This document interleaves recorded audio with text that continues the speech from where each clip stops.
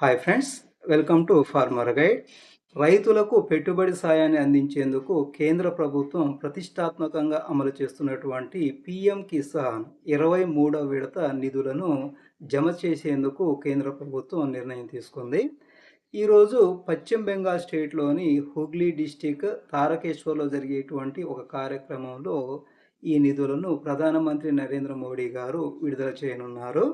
దీనికోసం ఎకరాలతో సంబంధం లేకుండా 5 ఎకరాల వరకు భూమి కలిగినటువంటి అర్హత కలిగినటువంటి అందరు రైతులకు కూడా పెట్టుబడి సాయం కింద సంవత్సరానికి 6,000 రూపాయలని అందిస్తున్నారు.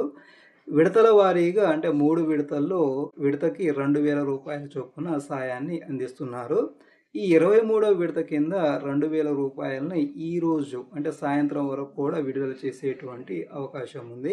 ఈకేవైసీ ఫార్మర్ రిజిస్ట్రేషన్ కంప్లీట్ చేసుకున్నటువంటి ప్రతి ఒక్క రైతు ఖాతాలో కూడా 2,000 రూపాయలు జమ కానున్నాయి. ఇది రైతులకు సంతోషకరమైనటువంటి విషయమే.